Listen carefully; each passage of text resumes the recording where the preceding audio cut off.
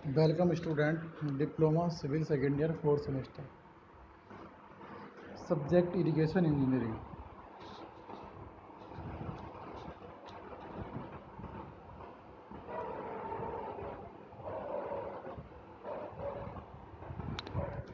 तो irrigation engineering में मैं आज मैकेनिकल मेथड्स के बारे में बात करूँगा, यांत्रिक विधियाँ। यानी कि जब हम कहीं भी ग्राउंड से पानी निकालते हैं तो बहुत सारी विधियाँ होती हैं। दो विधियाँ, एक होती है हमारी जो बताई थी हमने हस्त विधि, और एक होती है यांत्रिक विधि। तो हस्त विधि में हमने कल बात की थी, आज हम बात करेंगे मैकेनिकल विधि। तो मैकेनिकल यानी कि जो मशीनरी से हम किसी भी ग्राउंड में बोरिंग करेंगे, उस मेथड को हम कहते हैं यांत्रिक विधियाँ, मैकेनिकल मेथड्स। व्यापक रूप से लिफ्ट इरिगेशन को प्रभावी बनाने के लिए यांत्रिक विधियों का यूज़ प्रारंभ हुआ। अब ये जो लिफ्ट इरिगेशन है, लिफ्ट का मतलब होता है कि जिसको ऊपर उठाना, लिफ्ट इरिगेशन पहले बता चुका हूँ मैं। तो व्यापक रूप से लिफ्ट इरिगेशन को प्रभावी बनाने के लिए मैकेनिकल मेथड्स का प्रयोग प्रारंभ हुआ है। इस विधि में पंप यूज़ होते हैं और आविष्कारों के क्रम में निम्न यांत्रिक विधियाँ हैं जिनको पानी ऊपर उठाया जाता है। मैकेनिकल मेथड्स हमारे जो हैं वो ये टाइप के: चेन पंप, पवन चक्की, अपकेंद्रीय पंप, विस्थापक पंप, वायुदाब पंप और गहरा कुआं।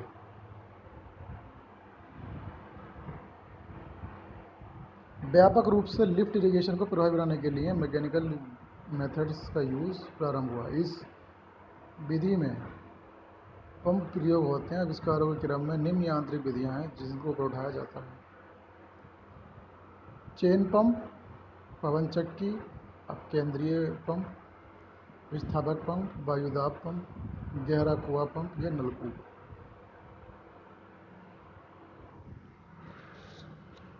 तो मैकेनिकल जैसे चेन पंप है, इसमें चेन पवन चक्की जो वायु से चलती है, और अपकेंद्रीय सेंट्रीफ्यूगल पंप, विस्थापक पंप, वायुदाब पंप। सबसे पहले हम बात करते हैं चेन पंप की बात करते हैं। इस चेन पंप को उथले कुओं से पानी निकालने के लिए यूज़ किया जाता है। एक खोखला बेलन जो भूमि सतह के ऊपर से पानी के तल से अधिक लंबा हो, दोनों सिरों पर एक एक छोटा ड्रम इस प्रकार लगाते हैं जो अपनी अक्ष पर घूमते रहें। ऊपरी ड्रम दांतेदार है जिससे वह एक चेन को घुमा सके। इस चेन में स्थान स्थान पर उचित दूरी पर फ्लोट लटका देते हैं और तथा बीच में एक विभाजक लगा दिया जाता है जिससे फ्लोट विभाजक तथा बेलन में सटाकर पानी को ऊपर उठाता हुआ उठे।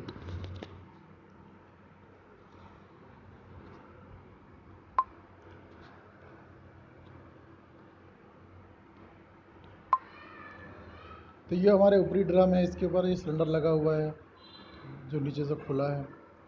सिराहीन चेन, हिंजदार बासर, भौमजल तल, निचला ड्रम और कुआं, ये विभाजक दीवार है हमारी। चेन पंप, तो चेन पंप को उथले कुएं से पानी निकालने के लिए यूज़ किया जाता है। जैसे जो हमारे पास उथला कुआं होता है, वो था हमारे पास सैलो, एक होता है डीप। उथला कुआं होता है जिसकी गहराई कम होती है। तो चेन पंप के ज़रिए हम उथले कुएं से पानी निकाल सकते हैं। और एक खोखला बेलन जो भूमि सतह के ऊपर से पानी के तल से अधिक लंबा हो, दोनों सिरों पर एक एक छोटा ड्रम इस प्रकार लगाते हैं जो अपनी अक्ष पर घूमते रहे। ऊपरी ड्रम दांतेदार हो जिससे वह एक चेन को घुमा सके। इस चेन में स्थान उचित दूरी पर फ्लोट लटका देते हैं और तथा बीच में एक विभाजक लगा दिया जाता है जिससे फ्लोट विभाजक तथा बेलन में सटाकर पानी को ऊपर उठाता हुआ उठे। ऊपरी ड्रम को घुमाने पर चेन घूमकर फ्लोट को पानी उठाते हुए ऊपर उठता है जिससे पानी बाहर निरंतर निकलता रहता है।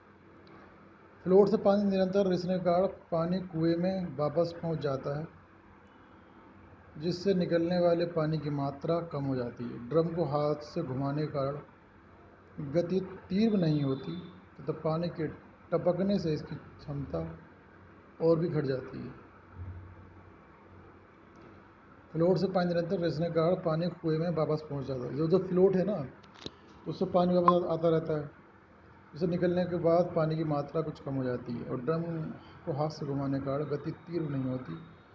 पानी के टपकने से इसकी क्षमता और भी घट जाती है।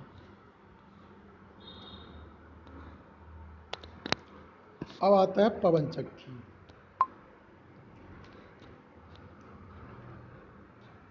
यानी कि विंड मील।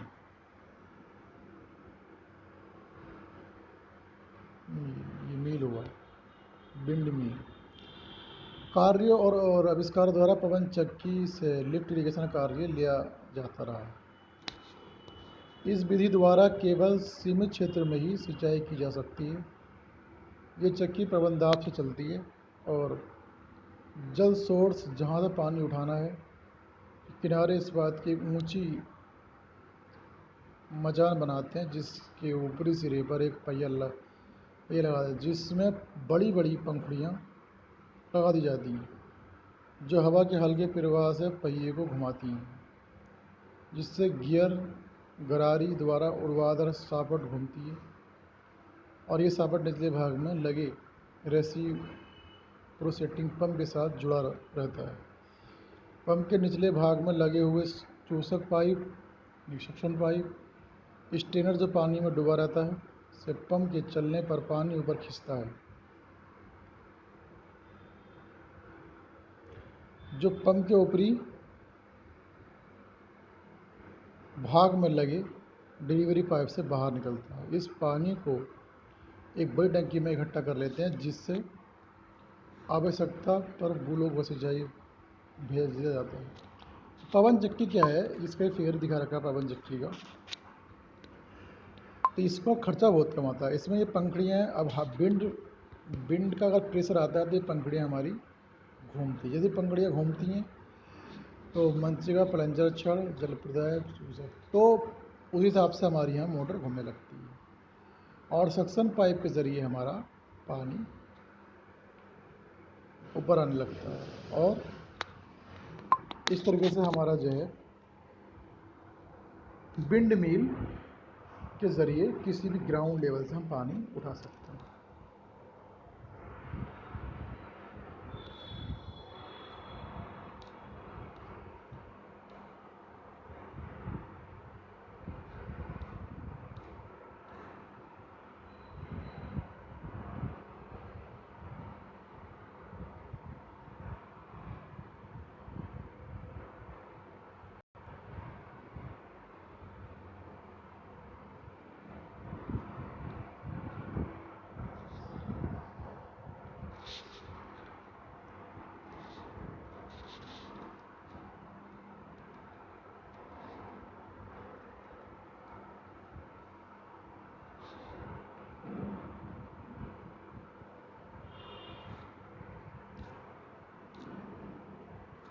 तो ये विधि पशु या अन्य यांत्रिक विधि द्वारा पानी उठाने की अपेक्षा अधिक सस्ती होती है।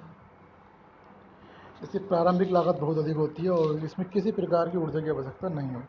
पवन चक्की का प्रयोग पानी उठाने के अतिरिक्त अन्य यांत्रिक कार्यों के लिए भी किया जाता है। आटा पिसाई की चक्की, जलाना, स्पेलर चलाना आदि।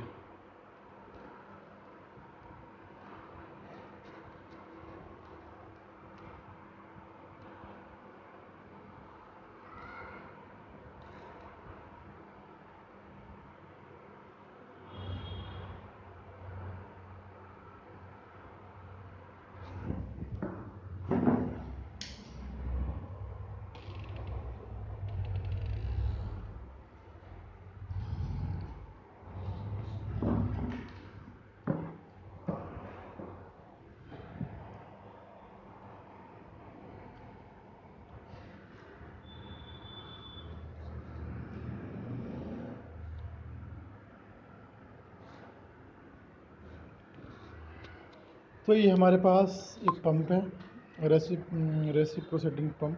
तो ये हमारे पास सक्शन पाइप है, पिस्टन पिंड है और ये हमारे पास वाटर सप्लाई पाइप।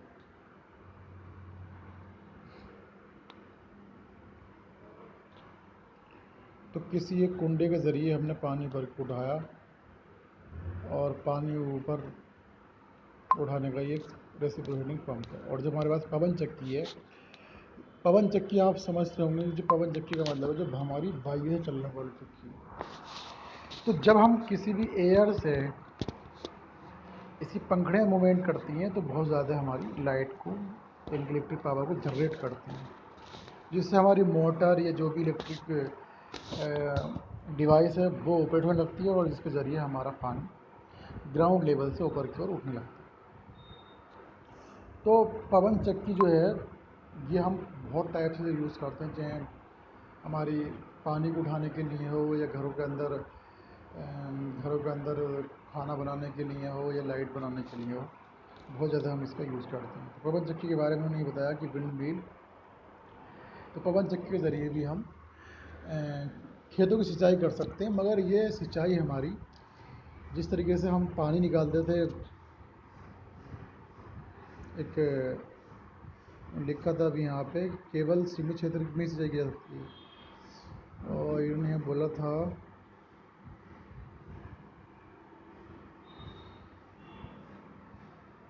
हाँ, तो पवन चक्की के ज़रिए हम एक सीमित एरिया को ही सिंचित कर सकते हैं, क्योंकि ये जो विंड मिल है हवा पर डिपेंड करता है। अगर जितनी हवा तेज़ चलेगी उतना ही हमारे पास पानी का फ्लो बना रहेगा, और जैसी हवा डाउन हो जाएगी तो वो पानी का फ्लो भी गिर जाएगा। तो चैन पंप, इसके अंदर हमने चैन सिस्टम लगाया पवन चक्की। अब आता है सेंट्रीफ्यूगल पंप। अब केंद्रीय पंप के बारे में नहीं बताया आपको, ये हमारे पास फिर दो ही पंप के बारे में जिक्र किया। अब आती है हमारे पास नलकूप सिंचाई तथा नहर सिंचाई में डिफरेंस। नलकूप मीन्स ट्यूबवेल इरिगेशन, तो ट्यूबवेल इरिगेशन और तथा कैनाल इरिगेशन में डिफरेंस बताना है। नलकूप सिंचाई तथा नहर सिंचाई में अंतर। नलकूप सिंचाई तथा नहर सिंचाई में अंतर, डिफरेंस बिटवीन ट्यूबवेल इरिगेशन और कैनाल इरिगेशन। किसी भी समय की जा सकती है, किसी भी समय की जा सकती है और समय का कोई बंधन नहीं होता। नलकूप सिंचाई किसी भी समय की जा सकती है, और क्योंकि नलकूप सिंचाई का मतलब ये है कि हम उसको किसी भी टाइम कर सकते हैं। ट्यूबवेल से तो जब आप अपना जनरेटर या मोटर चलाओगे तभी हमारा पानी निकल जाएगा। किसानों को अपने नंबर पर पानी मिलता है और समय पर मिलना संभव भी हो सकता है और नहीं भी। अब देखो नहर का तो यह है कि एक बार पानी खास जब पानी की नीड नहीं होती तो नहरें भर के चलती हैं बरसात के मौसमों में, और जब पानी की नीड होती है तो वो हमें नंबर से ही पानी प्रोवाइड होता है। रिसन तथा बाष्पन में पानी नष्ट कम होता है। तो जो ट्यूबवेल के ज़रिए पानी है उसमें रिश्ता कम है, रिसन नहीं होता, और इवापोरेशन में पानी खराब नहीं होता। लगभग 25% पानी रिसन और बाष्पन से नष्ट हो जाता है।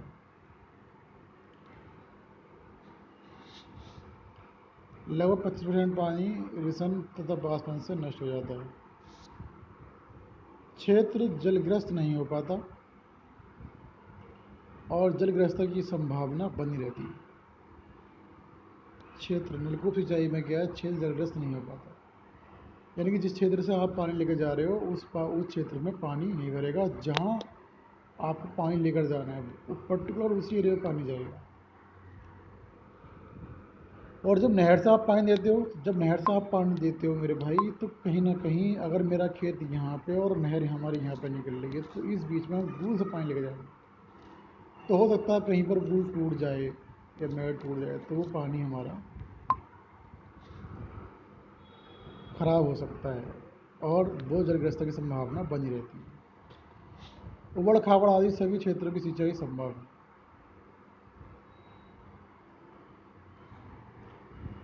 ऊंचे क्षेत्र की सिंचाई संभव नहीं। उबड़ खाबड़ आदि सभी क्षेत्रों की सिंचाई संभव है, ऊंचे क्षेत्र की सिंचाई संभव नहीं। अगर कोई ऊंचा नीचा खेत अगर है तो नलकूप सिंचाई से हम उस क्षेत्र को पानी दे सकते हैं। उबड़ खाबड़ अगर सभी क्षेत्र की सिंचाई संभव है, उबड़ खाबड़ उबड़ खाबड़ आदि सभी क्षेत्र की सिंचाई संभव है, ऊंचे क्षेत्र की सिंचाई संभव नहीं है। छोटे गूढ़ होने के कारण पानी पर कंट्रोल संभव है।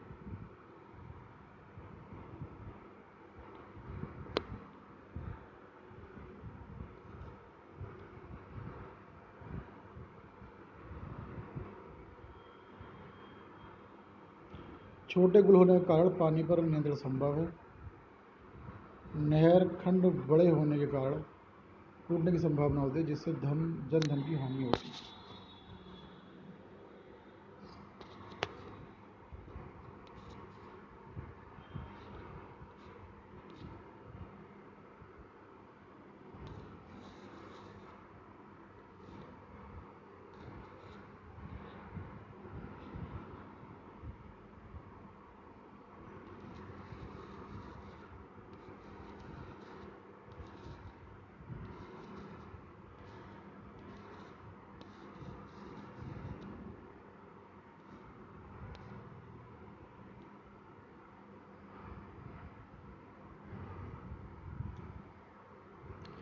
पानी चोरी होने और अन्य कारणों से नष्ट होने की संभावना नहीं होती है। एक क्या है कि जब हम नलकूप सिंचाई करते हैं तो पानी चोरी होने और अन्य कारणों से नष्ट होने की संभावना नहीं रहती है।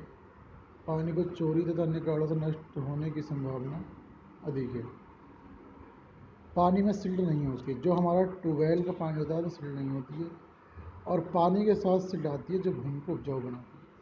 देखो सिल्ट जो होती है, ध्यान रहे, सिल्ट पानी को यानी भूमि को उपजाऊ बनाती है और उससे अधिक पैदावार होती है। मगर जब ट्यूबवेल से पानी निकालते हैं तो उसमें सिल्ट नहीं आती। सिल्ट आएगी तो हमारे पाइप ब्लॉक हो जाएंगे। सर्दी में गर्म और गर्मी में ठंडा पानी मिलता है। अब क्या है, जब हम सर्दी में चलाते हैं पानी तो सर्दी में गर्म, एक हमें ऐसा होता है गर्म पानी, हालांकि टेम्परेचर वही होता है उसका, ये उन्होंने लिखा है वो खास बात नहीं लिखी है। सर्दी में गर्म और गर्मी में ठंडा पानी मिलता है, तो ये गलत बात है। जब सर्दी में हम पानी को देखते हैं तो बाहर का टेम्परेचर तो उसका टेम्परेचर कम होता है, इसलिए गर्म हो जाता है, और गर्मी में ठंडा पानी मिलता है। तो मतलब गर्मी के मौसम में जब हम पानी को छूते हैं तो ठंडा में लगता है कि बाहर का टेम्परेचर हमारा बहुत ज़्यादा गर्म होता है, बहुत ज़्यादा हाई होता है, और पानी का कम होता है, इसलिए ठंडा लगता है। जाड़ों में बाहर का ज़्यादा टेम्परेचर कम होता है, पानी का ज़्यादा होता है, तो इसलिए हमको गर्म लगता है। सदैव ठंडा पानी मिलता है। अब नहर की सिंचाई में क्या है, सदैव ठंडा पानी मिलता है, ये कोई बात नहीं है। नहर की सिंचाई में अक्सर पानी जो होता है वो नॉर्मल होता है। अगर ठंड में देखोगे तो बहुत ठंडा होगा और गर्मी में पानी गर्म होगा, क्योंकि जब चलता पानी, जब पानी फ्लो होता है तो टेम्परेचर के कारण पानी ठंडा भी हो सकता है, गर्म भी हो सकता है। ट्यूबवेल सिंचाई, नलकूप यानी कि ट्यूबवेल संचालन के लिए बिजली या इंजन की आवश्यकता होती है। अब जब हम कहीं किसी ट्यूबवेल को चलाएंगे तो कहीं ना कहीं चाहे पवन चक्की हो, चाहे हमारे पास कोई जनरेटर हो, कोई हमारे पास इलेक्ट्रिक पावर हो, उसके ज़रिए हम चला सकते हैं। अब नहर सिंचाई में किसी प्रकार की शक्ति की आवश्यकता नहीं होती। नहर जो होती है हमारी, उसमें किसी भी पावर की ज़रूरत नहीं है, क्योंकि वो ग्रेविटेशनल फ्लो यानी कि जहाँ पर हमारा पानी का लेवल है, जैसे अगर कोई नहर है तो उसका तो लेवल ही हमारा इस तरीके का डिज़ाइन हो रखा है कि वो पानी खुद ब खुद एक डायरेक्शन से नीचे की ओर चलते रहेगा। बहुत जगह पर हम बीच में एक रोक भी लगा के चलते हैं ताकि पानी का नहर के लेवल में एक स्थिरता प्रदान करे।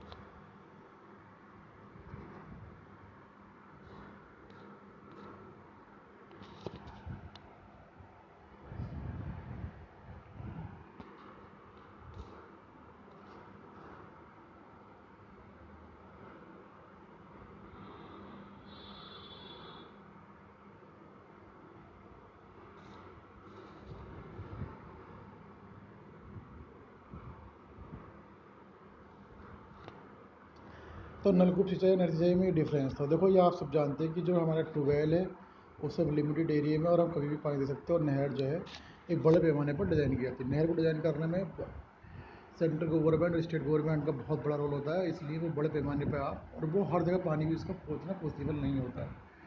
तो नहर कुछ ही एरियो में पॉसिबल है, और बाकी जगह जो जो हमारे पास ट्यूबवेल है वो हम कहीं पर भी लगा सकते हैं। तो स्टूडेंट ये हमने, ये वेरी वेरी मोस्ट पार्ट है, इसको आप याद रखें, वेरी वेरी मोस्ट पार्ट।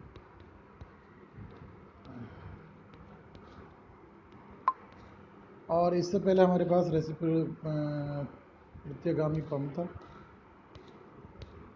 और ये हमारे पास पवन चक्की जिसके ज़रिए हमने किसी भी क्षेत्र की सिंचित किया हो, विंड मिल।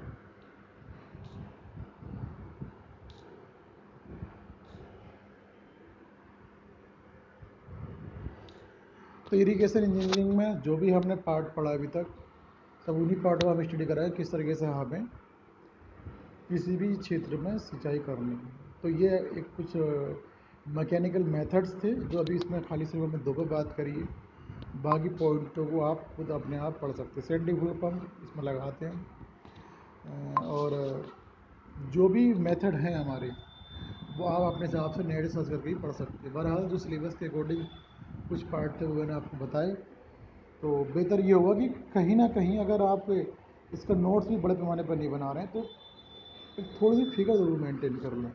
और इसकी फिगर ये थी, पवन चक्की के बारे में अगर आता है क्वेश्चन एग्ज़ाम में, पवन चक्की क्या होती है, विंड मिल क्या होती है, तो विंड मिल का एक फिगर, अब ये फिगर तो है ही है कि जैसे ही भी उन्होंने फिगर बना रखा, बट आप चाहो तो एक नेट के ज़रिए भी एक सही सा फिगर बना सकते हो, तो वहाँ पर देख कर भी एक सही सा फिगर आप डिज़ाइन कर सकते हो।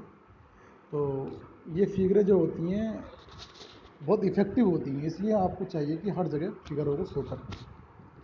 अब ज़रूरी नहीं कि आपने इन्होंने यहाँ पे जो फिगर बनाई है, खास तौर पर ये जो फिगर बनाई तो ये ऐसी बनेगी, बहुत सारे अलग अलग बुक्स में देखोगे तो अलग अलग फिगरें बनी हुई होंगी, इसलिए आप नेट से सर्च करके भी अगर सेंट्रीफ्यूगल पंप की बात करें या किसी भी अदरवाइज पंप की बात करें, तो आप कोई सा भी फिगर नेट से उठा के अपनी बुक में नोट कर सकते हो, और एग्ज़ाम आने पर क्वेश्चन के समरी के साथ साथ में और किसी फिगर को ज़रूर बनाएं। फिगर जो बनाएं आप डॉट पेन से बना सकते हो, पेन से बना सकते हो, ब्लू पेन से, ब्लैक पेन से बना सकते हो, स्केच से बना सकते हो। यहाँ पर ये कन्फर्म नहीं है कि आप पेंसिल से बनाओगे, पेंसिल तो सिर्फ ड्राइंग के लिए ही कंपलसरी है, बट किसी भी फिगर में आप कोई सा भी फिगर किसी भी पेन के ज़रिए ड्रा कर सकते हो, ये आप पे डिपेंड करेगा। तो स्टूडेंट आज के लेक्चर में इतना ही, बाकी हम नेक्स्ट लेक्चर में बात करेंगे। Thank you class.